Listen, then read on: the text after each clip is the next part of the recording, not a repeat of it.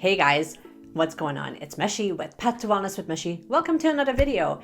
In today's video, we're going to be talking about your relationship with your finances. And if you're finding yourself continuously overspending on health and wellness tools that you may or may not use, and you're sort of finding yourself in this rabbit hole of trying to invest in certain self-care modalities or courses or books or anything and everything that has to do with bettering you, and at the end of the month you look back and you're still feeling unfulfilled and just dissatisfied with which direction your finances are going because it's taking a hit, I think this video is going to serve a valuable lesson of what we can actually do.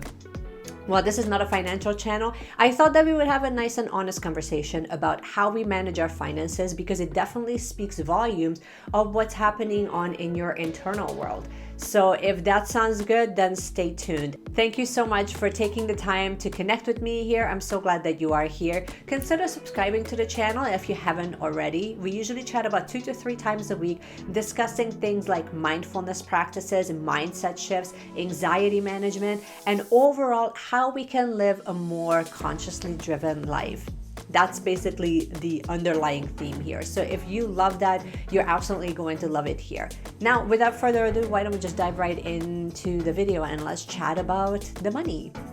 So, money is a very interesting thing because it's so emotionally driven. And the thing is that not many of us have the ability to really detach our self-worth from finances. And I've been finding in the last few years that I would be in a financial position where I would be able to invest a little bit more into my own self-care routine, or so I thought, and invest in classes and personal development courses and books and just different types of health tools that would basically promise to better my wellness journey or push my wellness journey a little bit further along. And it's so challenging to not feel like you need all of the things. And what you can do if you don't have the money to invest in all of the things, then what happens? It can really feel disheartening because it can feel like if you can't invest the funds into certain modalities or certain classes, then somehow you're not worthy of actually receiving the benefits of that.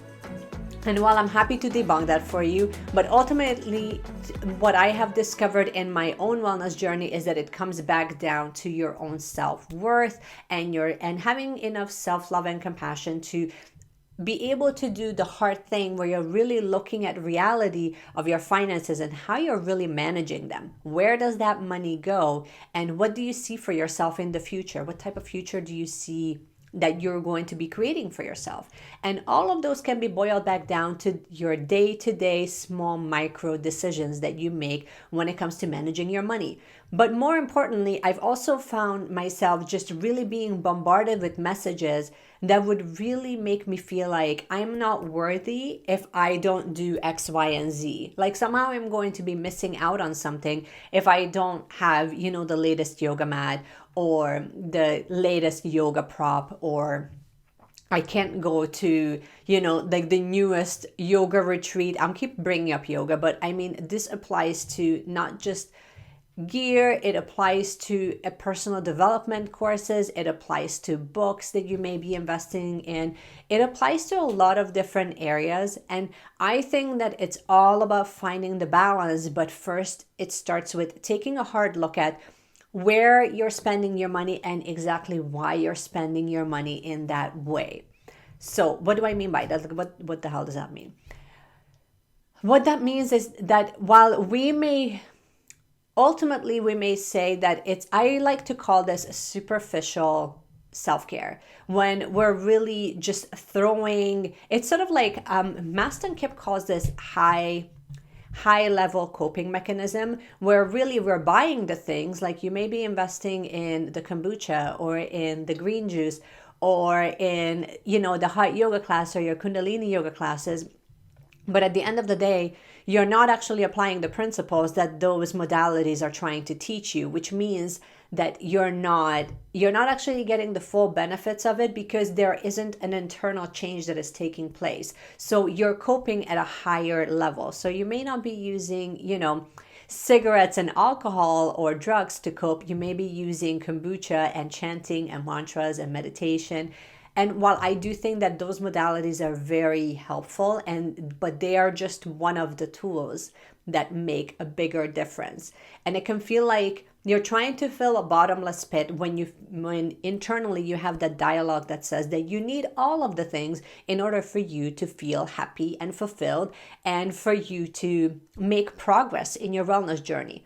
Ultimately, I think all of the things that you try will either teach you or give you clarity on what works and what doesn't work. But I have a fundamental problem with the fact that we're not looking at self-care from our financial standpoint. And I've seen so many women in my own community that have invested a ton of money that they actually didn't have, that would put them further into debt. And it really didn't give them the fulfillment that they were sort of promised. And that can be investing into an MLM network, a multi-level network marketing company, or it could be that you're going to retreats that you really can't afford. Meanwhile, you're not taking care of your bases that would actually make your day-to-day activities a lot easier. So I would just invite you to kind of take a look at your spending habits and what does that show you? And try to look at your spending habits not from a place of judgment and shame. Like it should not be giving you a new opportunity to shame yourself. It should be giving you a new opportunity to see patterns. And if you're able to recognize those behavioral patterns, then you're going to have the information and you're going to have the power to create new and positive changes.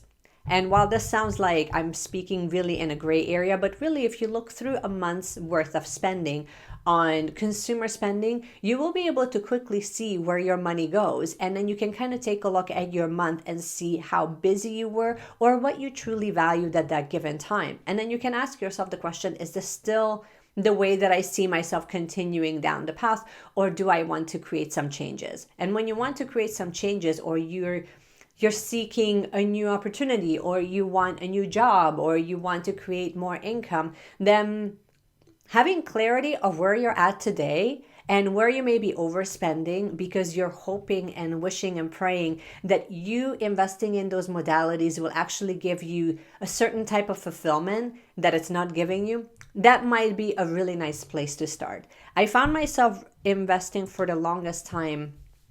I really decided that I wanted to take my health seriously. So I was okay with investing in health related things that would further my wellness journey, if that makes sense. So I would be okay with going on yoga retreats. I would be okay with buying just tools like foam rollers, yoga mats, accessories, clothing, books, courses, like the list goes on and on. But ultimately what I found right now is when I kind of take a step back and look back, what was I asking those tools to do for me? And if I'm asking those tools to fulfill that quick hit of rush of being able to buy the thing, then I still kind of found myself unfulfilled because I was waiting for those things that I purchased to really fill a void that can actually be filled with like human connection. So if you're able to kind of look at your spending habits, you will probably gain a lot more clarity of what you value the most, what type of financial health you want to really create, and what's the most important thing for you within that realm. And ultimately, I think that it's worth kind of exploring that more from a neutral perspective where you're not giving yourself the opportunity to shame yourself. Because it can be so easy to beat ourselves up for the poor choices that we've made. But the thing is that unless we have courage to kind of take a look at where we made those mistakes and really try to forgive ourselves for the mistakes that we've made so then we can move forward. Maybe you need to sit down with a financial advisor and create a concrete budget. Or maybe you really need to be honest with yourself and journal and figure out what were you really trying to fill with that purchase. Did it achieve that goal? If you're looking at investing in courses because you're missing a certain skill set and that set course actually fills that void, then that's perfect. So then you have nothing to really change in that regard. But if you're finding that you're continuously purchasing the things, like you're buying the magazines, you're going on to events, and you're still finding yourself really just hungry for more, then maybe it might be an opportunity for you to just see like what is actually missing from your day-to-day routine that your body and your intellect is asking you to kind of take a look at. So this is all I wanted to really share with you, but I think that I never really talked to you about finances because I never, even though I have worked in the irony is that I worked in the finance industry for so long, like close to 10 years. And it was a very black and white transaction. It was only until I read the book from Kate Northup, Money, the Love Story, that I really became very clear to me that it's not just about crunching the numbers, but it's about creating a concrete plan that will actually serve you. And that starts with deciding that you're going to create a plan that is relatively realistic, and you're going to be okay with letting yourself off the hook if you do make a mistake. All of those things trickle back to having a level of self-love and self-compassion where you can really meet yourself realistically where you're at. And this can be so humbling if you're the type of personality that really wants to go for it. You're a go-getter, you're very goal-oriented, you have a ton of momentum and will, and you want to do it perfectly. This can be one of the hardest things that you will do, because what we're asking you to do is to just soften up the reins, soften things up just a little bit, and allow yourself to make mistakes so you can learn from those mistakes. And I can relate to this because I was extremely hard on myself. I would create budgets and financial plans that were super unrealistic. Now looking back, it makes perfect sense. It would be so unrealistic, and I would always overspend, and I would be in complete denial of my own spending habits, of what I was actually missing. So instead, what I'm doing right now is I started adding in and scheduling in fun, scheduling in downtime, and actually budgeting funds for me to, if I choose to use it, then that's great. If I choose not to use those funds, then that's okay too. But having that level of freedom kind of takes the thinking out of it. And so this can be a fun exercise if you've been super hard on yourself, or you've been buying too many things that really just you didn't need. So that could be like a notebook. Anyone who's a bullet journal knows that any of the stationery, and I've seen this, I've seen enough planner videos, I've seen enough bullet journaling videos where I know that most of you feel super guilty about this. So we're going to dive into a little bit deeper into this in the next video, where we can talk about maybe like why you might actually feel guilt and shame around the things that you're buying and how we can actually change that. But for now, I just wanted to kind of just open up that can of worms and start that conversation about finances and what your actual relationship is with your finances, and what information did you learn throughout all of this. This is all I want to share with you guys. I hope you're having a fantastic day, and I would love to hear from you guys in the comments. Question of the day: let me know, how has your financial game or your financial relationship has changed? If it has, what was one thing that you have found after you looked at your budget in a realistic way? I would love to hear from you guys. And in the meanwhile, if you are brand new here, thank you so much for sticking with me and joining me in this video. I'm so glad that you are here. Consider subscribing to the channel and hit the notification bell. That way you don't miss another video. And if you like this video, then hit the like button so that I know that you guys enjoy videos just like this one, and I can make more of that for you. I would love to create stuff that is actually helpful and supportive in your own wellness journey. And in the meanwhile, just keep seeking, you guys.